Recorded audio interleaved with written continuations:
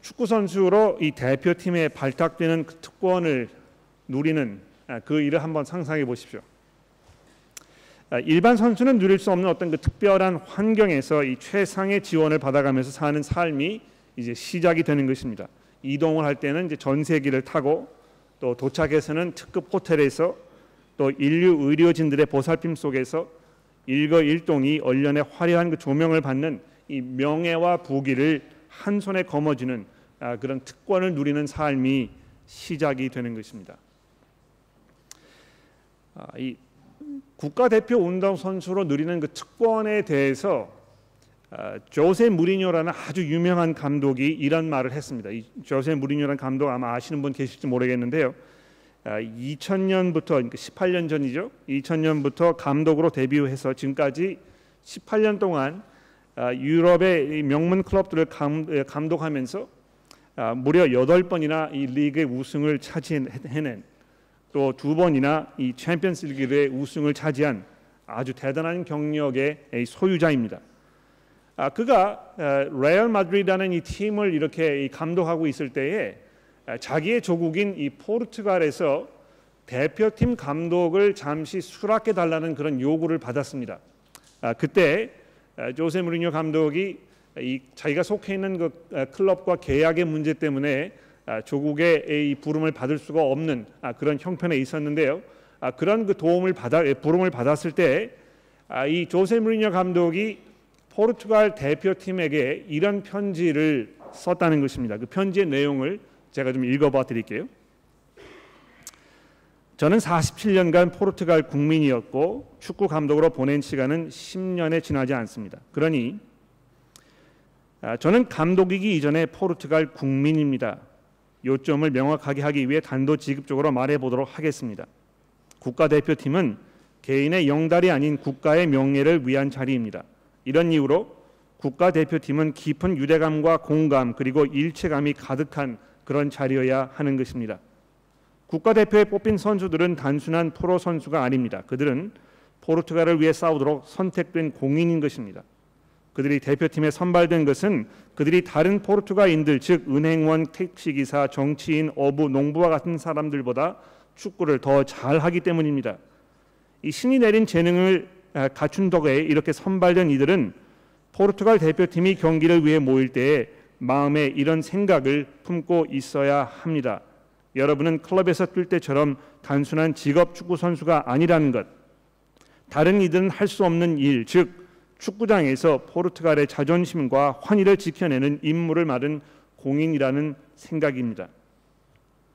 사실 포르투갈 사회에서는 축구 경기 이기고 지는 것이나 또 유로나 월드컵 본선에 나가냐 마느냐 하는 것보다 훨씬 더 중요한 일들이 있습니다. 그러나 포르투갈을 대표해 경기에 나서려는 포르투갈 사람들만큼은 그들이 무엇을 해야 하는지, 어디로 가야 하는지, 또 왜 이 경기를 해야 하는지, 여기에서 모두가 기대하는 바가 무엇인지 반드시 알아야 하는 것입니다. 이런 이유로 포르투갈 축구협회가 저에게 포르투갈 대표팀 감독을 제안했을 때 제가 느낀 감정은 한마디로 대단한 자부심이었습니다. 한마디로 말해서 이 국가대표의 부름을 받는다는 것은 이 대단한 특권이지만 동시에 엄청난 그 책임이 따른다는 것이죠.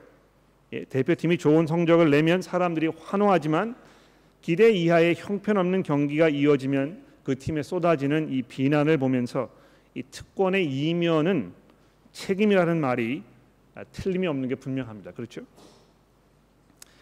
이 받은 특권에 합당한 거기에 부합되는 어떤 삶이 요구되는 것입니다. 예수께서 우리를 구원하신 분으로 우리가 인정합니다만 그분에게 삶의 주권을 넘겨드리고 그분이 우리 이 삶의 주인이 되심을 잘 인정하지 않으려는 삶을 우리가 살지 말아야 하는 것입니다. 그래서 사도 바울이 오늘 본문에 이렇게 이제 시작하고 있지 않습니까? 너희가 이 부르심을 받은 일에 합당하게 행하여, 이렇게 오늘 본문이 시작이 되고 있습니다. 부르심에 합당하게 행하여. 자, 근데 이 1절 말씀에 보시면은요, 사도 바울이 이 부르심에 합당하게 행하여라고 이렇게 이야기하기 이전에 이렇게 말씀하죠. 그러므로 주 안에서 갇힌 내가 너희를 권하노니. 이 굉장히 지금 간곡한 그런 부탁을 에베소 교회 성도들에게 지금 하고 있는 것입니다. 주 안에서 갇힌 내가, 즉 이 예수 그리스도의 이 복음을 증거하다가, 즉 이방 사람들에게 하나님께서 은혜를 베푸셔서 그들이 유대인들과 똑같은 방법으로 믿음 안에서 예수 그리스도의 그 구원의 은혜를 통하여 하나님과 이 화해를 누리게 되었다는 이 복음의 메시지를 전하다가 이가 이제 감옥에 갇히게 되지 않았습니까? 그런 형편에 있는 내가, 여러분들을 위하여 이 수고와 희생을 감수한 내가 여러분들에게 지금 간곡하게 권면하고 있는 것입니다. 이렇게 이야기하는 것이죠. 여러분, 우리가 살면서 요즘 현대 사회에는요, 이 편안함, 이것이 우리에게 가장 중요한 삶의 가치가 되어버린 것 같습니다. 그래서 어떻게 하든지 간에 편하게 사는 것, 좀 더 편안한 직업을 가지고 좀 더 편안한 그 집에서 좀 더 편안한 모습으로, 편안한 몸으로 살 수 있는, 이것이 이 현대인들의 삶의 가장 중요한 가치가 이제 되어버린 것입니다. 그래서 어떻게 해서든지 간에 이 희생을 최소화하려고 하고, 어떻게 해서든지 간에 손해 보는 것을 피하려고 하고, 어떻게 해서든지 간에 내가 편하게 살려고 하는 이것이 우리에게 가장 중요한, 그래서 우리가 기도할 때도 그것을 위해서 기도하고, 또 좀 불편한 상황에 있으면 왜 그렇게 하느냐고 우리가 서로 이렇게 다그치기도 하고, 좀 더 편한 길을 보여주고 이렇게 하는 것입니다. 아마 그런 환경에 있는 여러분과 저는요, 사도 바울이 주 안에 갇힌 내가 여러분에게 권하노니 하는 이 말을 들었을 때 별로 이것이 이렇게 마음에 와닿지 않을 수 있어요. 왜 그렇습니까? 이 편안한 삶을 살고 있기 때문에 그런 것입니다.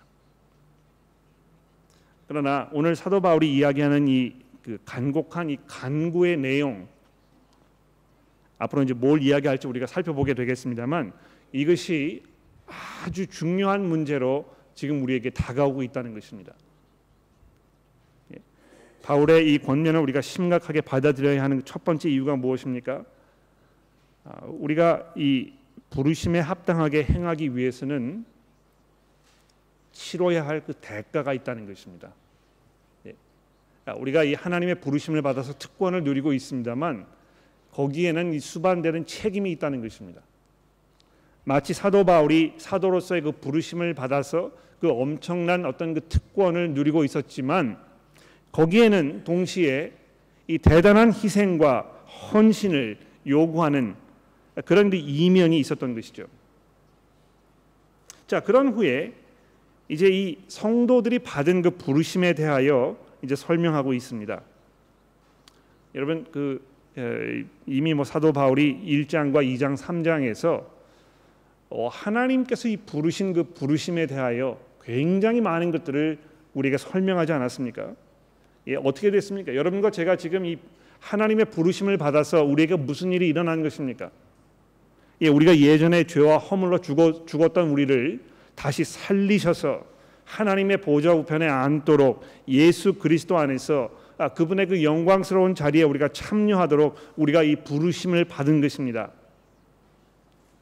유대인이나 이방인이나 모두 함께 그리스도 안에서 한 몸이 되도록 우리가 부르심을 받았다고 1장 20절이 말씀하고 있죠. 또 여러분과 제가 그 안에서 이 하나님의 계시는 그 성전으로 우리가 지음을 받도록 이렇게 부르심을 받았다고 2장 15절이 이야기하고 있습니다. 또 뿐만 아니죠. 2장 18절에 보십시오. 그뿐 아니라 우리가 이제 하나님을 아버지로 부르면서 우리가 그분 앞에 담대히 나아갈 수 있는 그 특권을 누리는 그 자리로 우리가 부르심을 받은 것입니다. 하나님께서는 우리를 교회로 모으셔서 우리 이 교회로 모인 이 자리를 통하여 하나님의 은혜와 지혜를 하늘에 있는 통치자들과 권세자들에게 나타내어 보이는 이런 특권을 우리에게 주신 것입니다. 이런 하나님의 그 부르심, 그 은혜의 자리로 나아가도록 부르신 그 하나님의 은혜를 우리가 생각하였을 때 거기에 합당한 모습으로 우리가 행하는 것이 마땅하다는 것이죠. 그러면 어떻게 하는 것이 이 부르심에 합당한 모습으로 사는 것입니까? 첫 번째로 2절 말씀에서 이 하나됨에 대하여 말씀하고 있지 않습니까? 이 하나님의 그 놀라운 은혜 가운데에서 사는 우리가 그 부르심에 합당한 모습으로 살기 위하여 필요한 첫 번째 것은 무엇입니까? 하나 되는 것입니다. 모든 겸손과 2절입니다. 온유로 하고 오래 참음으로 사랑 가운데서 서로 용납하고 평안에 매는 줄로 성령이 하나 되게 하신 것을 힘써 지키라. 이 성령이 하나 되게 하신 이것을 힘써 지키는 이것이 그 부르심에 합당한 삶을 사는 것입니다. 그러니까 여러분 한번 생각해 보세요. 지금 우리가 이 하나됨을 유지하기 위하여 얼마만큼 우리가 수고하고 있는가, 얼마나 힘쓰고 있는가. 분명히 이 하나가 되기 위해서는요, 희생과 헌신 이것이 필요합니다. 그런데 사도 바울이 이 겸손과 온유로 오래 참음으로 사랑 가운데 서로 용납하면서 이 하나 되게 하신 것을 힘써 지키라고 지금 우리에게 말씀하고 있는 이것이 얼마나 중요한 것인지 한번 생각해 보십시오. 여러분 여기 그 하나 되게 하신 것 이것이 어떻게 가능하게 되었다고 본문이 이야기하고 있습니까? 성령께서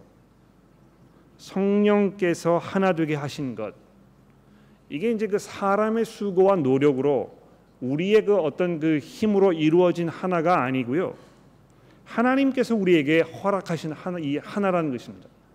이 성령의 능력으로 여러분과 제가 예수 그리스도를 구주로 고백하게 되어 나도 예수 그리스도께 연합되고 또 여러분도 그리스도께 연합됨을 통해서 그 안에서 우리가 이제 서로 연합하게 된 것 아닙니까? 그렇죠? 이거 우리가 예수 그리스도를 제껴놓고 제가 여기 우리 신전도사님과 내가 열심히 화합해야 되겠다. 또 우리 최현배 교우님과 내가 화합해야 되겠다. 이렇게 생각할 수도 있었을 거예요. 그러나 모든 인간관계가 그렇지 않습니까? 아주 가깝고 친했던 사람들도요, 시간이 지나고 더 깊이 알아가고 이렇게 하다 보면 마음속에 섭섭한 일이 생기게 되고 마음에 잘 서로 틀어지게 되고 불편한 관계가 아주 쉽게 유발되는 이런 경우를 우리가 굉장히 많이 보지 않습니까? 그래서 한 교회에서 오랫동안 신앙생활을 했는데도 이게 다 깨져버리고 흩어지는 경우가 얼마나 많이 있습니까? 그런데 오늘 여기 사도 바울이 이야기하고 있는 이 하나됨, 이것은요, 우리가 만들어낸 하나가 아니고 하나님께서 성령을 통하여 믿음으로 여러분과 제가 예수 그리스도를 공통적으로 함께 그리스도로 고백하는 그 바탕 위에 세워진 이 하나를 말하는 것입니다. 그것을 지키기 위해서 힘써 노력하라고. 근데 이 힘써 노력하면서 어떤 마음의 자세를 가지라고 이야기하고 있습니까? 모든 겸손으로, 온유로, 오래 참음으로, 사랑 가운데 서로 용납하면서 하라고 얘기하고 있는 것입니다. 여러분, 여기 이야기하고 있는 이 네 가지가 실제로 우리에게 많은 헌신, 희생, 대가를 요구하지 않습니까? 내가 겸손하고 온유해지기 위하여 얼마만큼 우리가 이 경건의 훈련을 하고 얼마만큼 우리가 이 예수 그리스도를 닮아가려고 하고 또 우리의 삶 속에 그런 모습이 보이지 않을 때 하나님께 회개하고 하나님의 용서를 구하고 이렇게 합니까? 우리가 이제 그 편안함을 추구하는 삶을 살면서 동시에 점점 우리 사회가 이 개인주의 이쪽으로 이제 계속 흐르고 있습니다. 그래서 어떤 그 나의 권리라든지 나의 인권이라든지 이런 것이 우리에게 가장 중요한 이런 것들로 이제 다가오는 것입니다. 그런데 나도 이 세상에서 모든 권리를 누리고 있는 사람이라고 주장하고 또 우리 장재홍 교우님도 그렇게 생각을 하시면 장재홍 교우와 제가 만났을 때 그 사이에서 이 불꽃 튀기는 그런 경쟁이 일어나지 않겠습니까? 나도 세상에서 모든 권리를 누릴 수 있다고 생각을 하고 상대방도 그런 생각을 하고 있다면 그 두 사람이 만났을 때 결과는 뻔한 것입니다. 그래서 쉽게 갈등이 이제 일어나는 것이죠. 또 어떤 분들은요, 이 성격적으로 어떤 그 정면 대결해서 긴장감 조성하는 거를 별로 그렇게 불편해하지 않으시는 분들이 있습니다. 그렇죠? 그러니까 저 같은 경우에는요, 어떻게 해서든지 간에 이제 갈등을 피해 보려고 이렇게 둘러서 가는 그런 성격인데요. 어떤 분들은 그렇지 않습니다. 문제가 있으면 그 문제를 제시하고 자기의 속마음을 다 털어놓고 얘기하고 또 그것을 그 자리에서 즉석으로 해결을 해야 직성이 풀리는 분들이 이제 있다는 것입니다.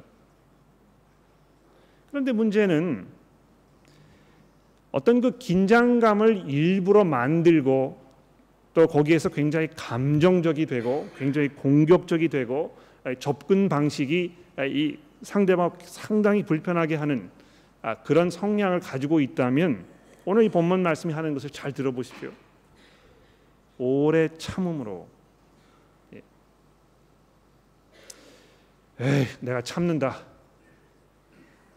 이를 이렇게 어금니를 깨무시고 화를 다 낸 후에 내가 참는다 이렇게 하는 것이 아니고 오래 참는 것입니다. 마치 할아버지께서 이 손주의 버릇없는 행동이나 말을 허허 웃으시면서 너그럽게 받아주시고 그것을 다 소화하고 넘어가시는 이런 것처럼 오래 참음으로 서로 대하라는 것입니다. 또 사랑 가운데 서로 용납하라고 말씀하고 있습니다. 이거 그 잘못을 눈감아 주라는 것이 아니고요. 서로의 부족한 면을 보면서 쉽게 분노하거나 정죄하지 말고 부드럽게 그것을 시정해 주는 것입니다. 우리가 굉장히 정의감이 많이 있어가지고요. 불의를 보면 참지 못하는 그런 성격이 우리 가운데 있지 않습니까? 그러니까 욱하고 올라오는 것이죠. 그런데 이 사랑 가운데 서로 용납하라는 이 말씀이 여러분과 저에게 굉장히 많은 것들을 생각하게 만듭니다. 그렇지 않습니까? 분명히 잘못을 우리가 잘못으로 지적하는 것이 진리 안에 사는 사람들의 올바른 행동 모습입니다만 어떻게 우리가 그것을 시정할 것인가? 이것을 어떻게 접근할 것인가? 이런 문제를 우리가 잘 생각해 보면서 예수 그리스도의 그 모습으로 접근하는 것이 정말 필요하다는 것입니다.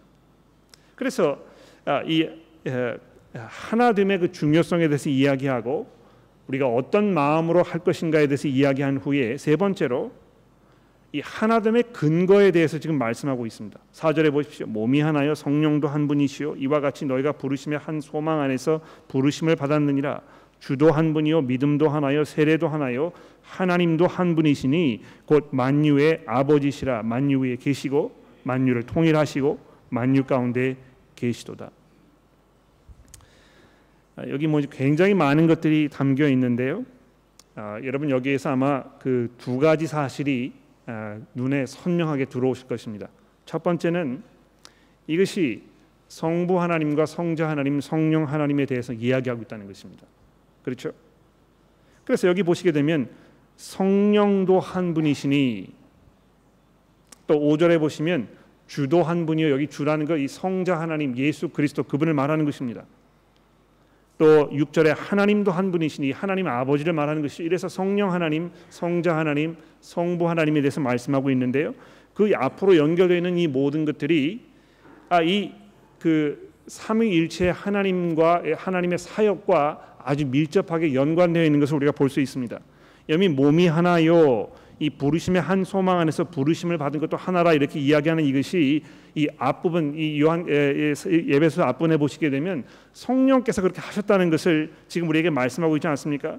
2장 16절 말씀 예를 들어 보십시오. 또 십자가로 이 둘을 한 몸으로 하나님과 화목하게 하려 하심이라. 이는 그로 말미암아 우리 둘이 한 성령 안에서 아버지께 나음을 얻게 하려 함이라. 이 하나님 앞에 우리가 한 몸으로 나아가는 이 소망을 성령께서 우리에게 주셨다고 이렇게 말씀하고 있는 것입니다.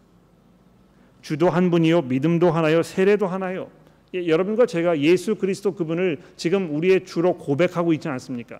우리가 그분 안에서 우리가 세례를 받아서 우리가 그분과 한 몸이 되었고 우리가 그분을 우리의 주로 고백하고 있는 것입니다.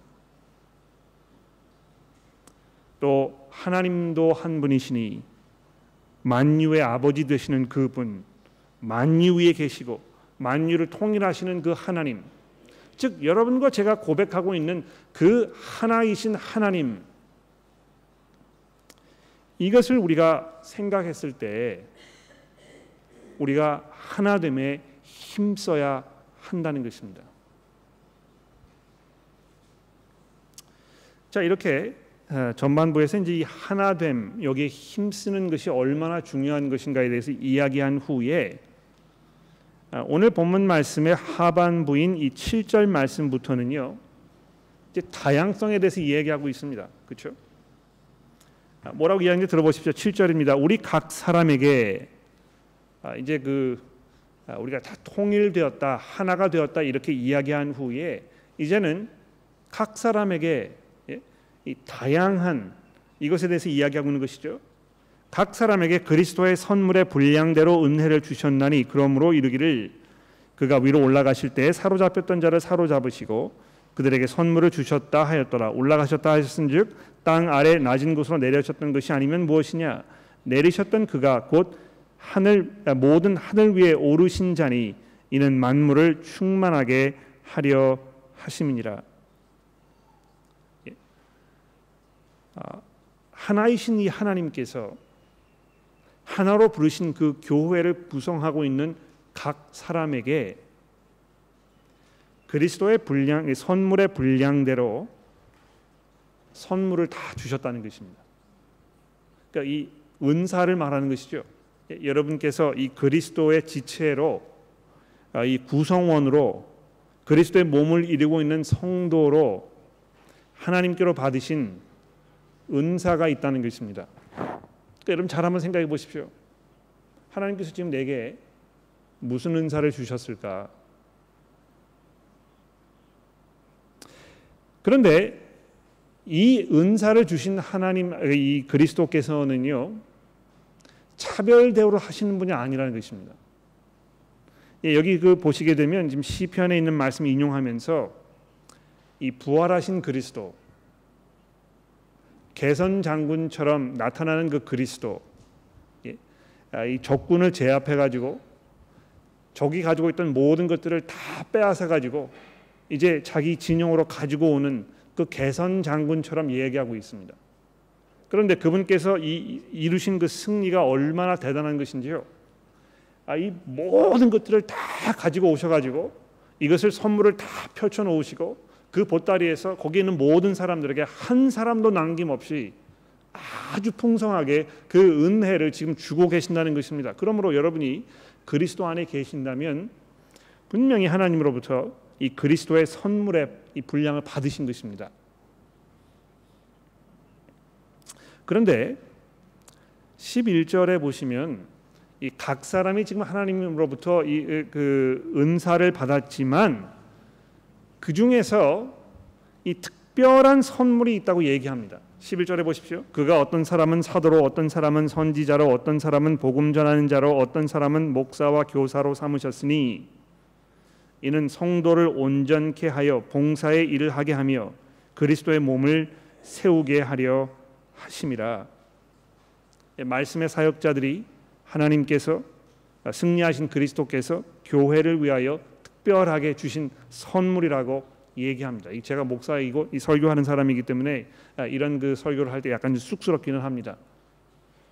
그러나 사도 바울이 지금 우리에게 뭘 말하고 있습니까? 복음 전하는 사람들, 하나님의 말씀의 사역을 감당하고 있는 사람들이 이 교회를 위하여 부활하신 그리스도께서 특별하게 선물로 주신 그런 사람들이라는 것입니다. 근데 왜 이 사람들을 특별한 선물로 주셨느냐 하면 12절에 보십시오. 성도를 온전하게 하기 위하여. 지금 여기 앉아 계시는 성도 여러분들 온전하게 제가 하여 여러분들로 하여금 봉사의 일을 하게 하며 그리스도의 몸을 세우게 하려는 것이 이 하나님의 의도하신 바라는 것입니다. 그러니까 여기 보시면 교회 이 사역의 주체가 지금 누구인가 아주 분명하게 얘기하고 있습니다. 여러분, 제가 잠시 그 설교를 멈추고요, 여러분들에게 퀴즈를 드릴 테니까 옆에 있는 분하고요 정답을 찾아보십시오. 12절 말씀에 의하면 교회 사역의 주체는 누구입니까? 시작.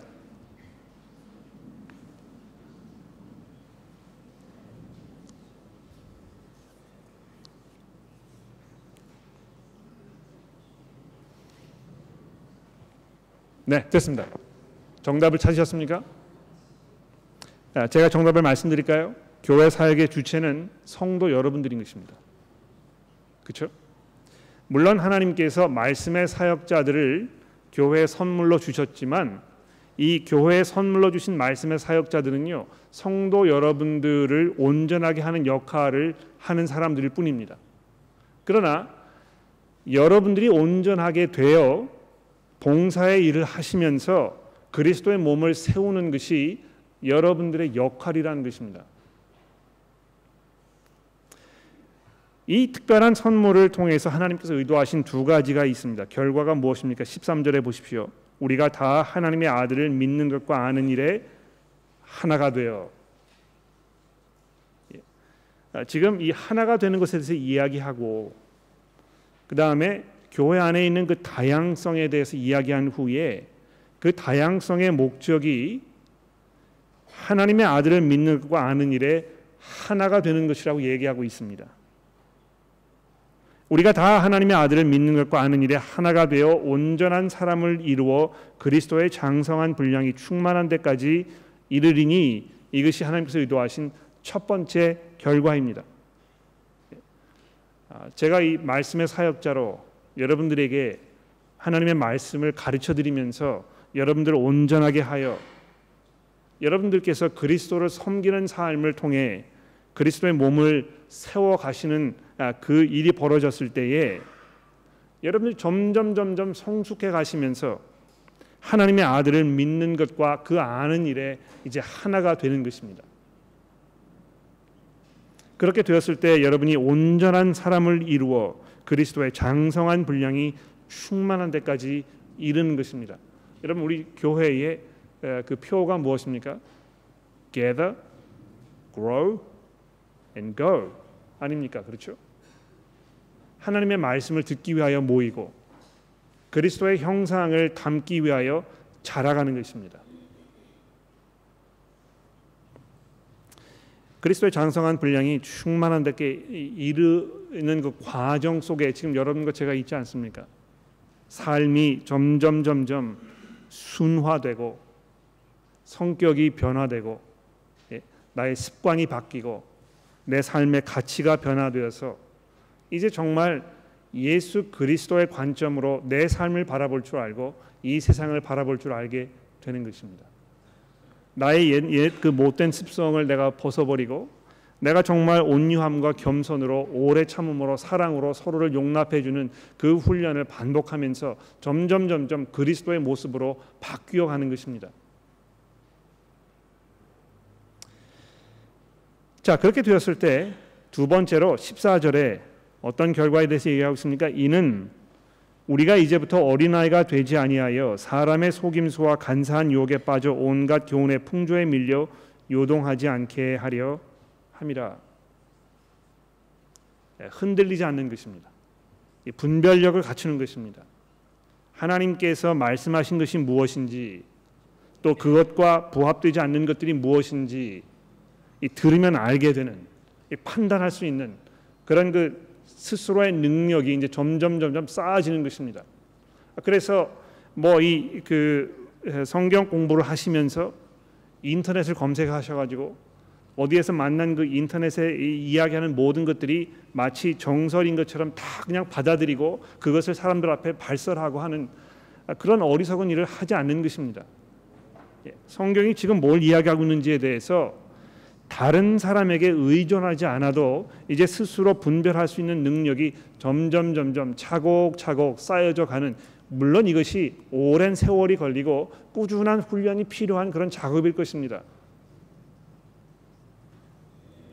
그러나 그렇게 하는 것이 그리스도께서 교회에 이 교회를 이루셨을 때, 성도들을 한 몸으로 부르셨을 때 의도하신 바라는 것입니다. 그래서 이 결론 부분에 보시게 되면 이 하나됨과 다양성에 대해서 말씀하고 있지 않습니까? 오직 사랑 안에서 참된 것을 하여. 근데 여러분, 그 참된 것을 하여 하는 그 앞부분에다가 이렇게 괄호를 치시고요, 말이라는 글을 좀 넣어주시면 좋겠어요. 오직 사랑 안에서 참된 것을 말하여, 이렇게 된 것입니다.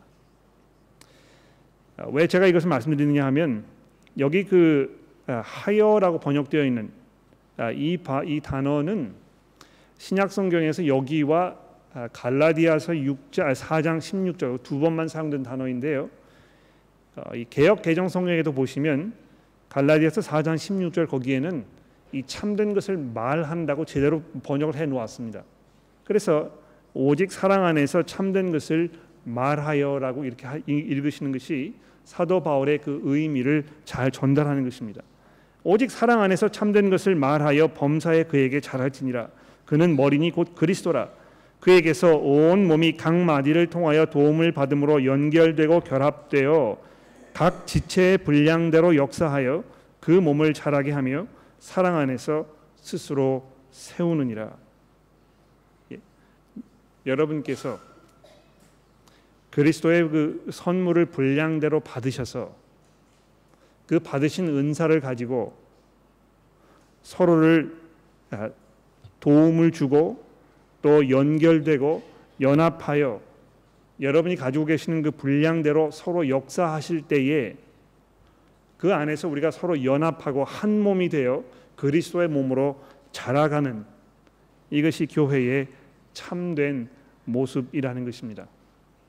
그러면 여러분과 제가 이 부르심에 합당하게 사는 것이 무엇입니까? 하나됨을 힘써 지키는 것입니다. 우리가 한 믿음 위에 한 하나님을 우리의 하나님으로 고백하고 있기 때문에 하나님께서 예수 그리스도의 복음을 통하여 서로 남남이었던 사람들을 하나로 부르셔서 한 몸이 되게 하셨기 때문에 우리가 그 믿음 위에 서서 이 하나됨을 깨트리지 말아야 하는 것입니다. 교회 안에서 그러므로 분열시키는 일을 하지 마십시오. 성도들 간에 분열이 일어나는 일을 조장하지 마시라는 것입니다. 교회 안에 분열을 일으키는 몇 가지 요소들이 있어요. 그렇죠? 정치 얘기하는 것입니다. 물론 뭐 여러분들이 개인적으로 나름대로 정치적 성향을 가지고 계시기 때문에 나름대로 생각하시는 것이 있을 것입니다. 어떤 정치적 성향을 가지고 있는가는 옳고 그름의 문제는 아닙니다. 마치 뭐 이 보수적인 성향을 가지고 있는 사람은 진보적인 성향을 가지고 있는 사람을 죄인 취급하고, 또 진보적인 성향을 가지고 있는 사람은 보수 쪽에 있는 사람을 죄인처럼 취급하는 것은 별로 그렇게 성경적이지 않습니다. 왜 그렇습니까? 그것이 잘못의 문제가 아니기 때문에 그런 것입니다. 그런데 교회에서 어떤 그 자기의 정치적 주장을 아주 강하게 얘기하면서 상대방에게 그것을 수용하도록 요구하는 이것이 교회를 분열시키는 것입니다. 그렇죠? 뭐 그 밖에도 여러 가지 그 이슈들이 있을 거예요. 근데 여러분 보십시오. 하나님께서 그 엄청난 대가를 치르시고 한 믿음을 고백하는 이 공동체로 여러분과 저를 부르셔서 서로 섬기는 이런 공동체로 삼으셨는데, 우리가 아주 하찮은 일을 가지고 서로 마음이 언짢게 되고 분열되는 모습은 아주 어리석고 하나님의 그 은혜를 저버리는 그런 일이 될 것입니다. 두 번째로, 이 부르심에 합당하게 하는 것은요, 그리스도의 장성한 분량에 함께 이르는 것입니다. 그러니까 여러분 이 주변을 좀 이렇게 돌아보십시오. 지금 여러분 앉아 계시는 자리에서 주변을 이렇게 돌아보시면서 지금 내 옆에 있는 이 사람, 내 앞에 앉아 있는 이 사람, 내 뒤에 앉아 있는 이 사람이 그리스도의 장성한 분량에 이르도록 하기 위하여 내가 지금 뭘 하고 있는 것인가? 나는 그 사람을 남으로 생각하고 나와는 관계가 없는 사람처럼 그 사람 알아서 그냥 잘 하겠지.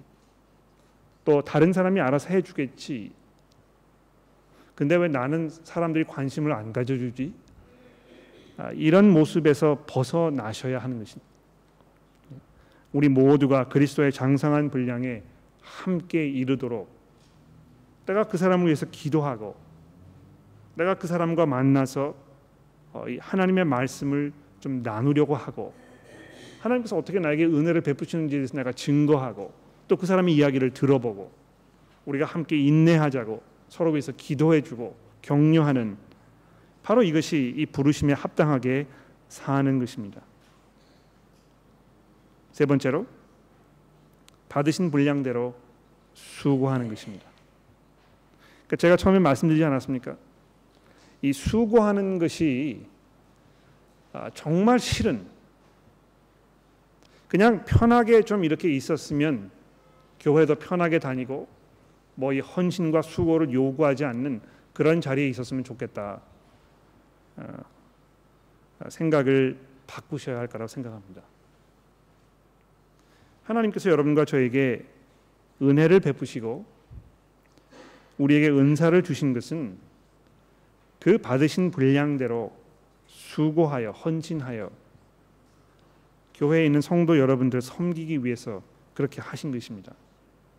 그러므로 우리 좀 몸이 피곤하고 또 힘들더라도 우리가 이 서로를 사랑하고 아끼는 마음으로 좀 더 수고하고 좀 더 헌신하는 나의 어떤 그 유익을 구하지 아니하고 다른 사람의 유익을 나보다 먼저 중요한 일로 생각하는 이런 모습이 신앙의 참된 성숙인 것입니다. 그렇지 않습니까? 그러니까 여러분 이 경건 생활이라는 것을 어느 시점에서부터인가요? 굉장히 개인적인 일인 것으로 이렇게 오해하는 그런 일들이 교회 안에 이제 많이 생기고 있는 것 같아요. 그러니까 그냥 내가 혼자서 성경을 많이 묵상하고 내가 하나님에 대해서 많이 생각하고 내가 그저 개인적으로 뭐 이 죄와의 싸움에서 이렇게 뭐 하고 모든 것이 나에게 이제 집중이 되어 있는 것입니다. 그러니까 그렇게 하면 이거 참 내가 하나님과 가까이 있는 것 같고 내가 성숙해지는 것 같고 거룩해지는 것 같고 이렇게 느끼실지 모르지만 지금 하나님께서 의도하신 것과는 정반대 방향으로 가고 있는 것입니다. 그렇지 않습니까? 예수 그리스도의 모습을 닮아가면 닮아갈수록 여러분과 저는 어떻게 되겠습니까? 나보다 남을 낮게 여기며 나의 유익을 구하지 아니하고 그 사람을 위하여 내 자신을 끝까지 희생하고 헌신하는 그 모습이 당연한 것으로 인정되는 것이 신앙의 근본적인 성숙의 모습인 것입니다.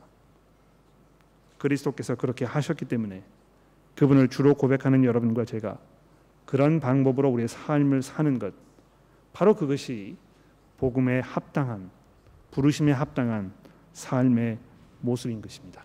기도하겠습니다.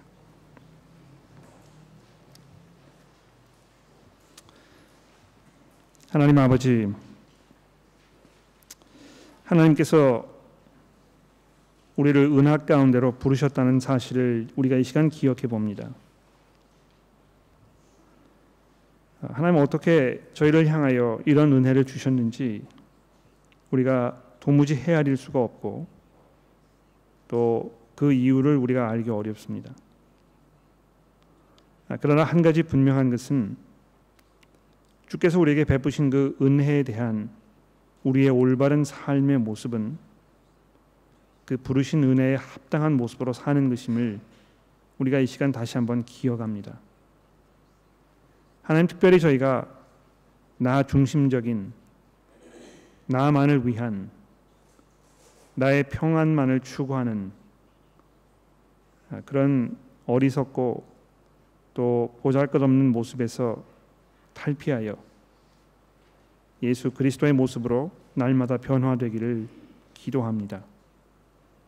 하나님, 저희가 성도들을 섬기는 일을 기쁨으로 할 수 있도록 도와주시고, 우리가 서로를 겸손과 온유로, 오래 참음으로, 또 서로 사랑하는 마음으로 배려할 줄 아는 모습으로 서로 대할 수 있도록 도와주시고, 무엇보다 사랑으로 참된 것을 말하여 진리 가운데 서로 설 수 있는 그런 관계가 우리 속에 형성되도록 도와주시기를 우리의 구주이신 예수 그리스도의 이름으로 간절히 기도합니다.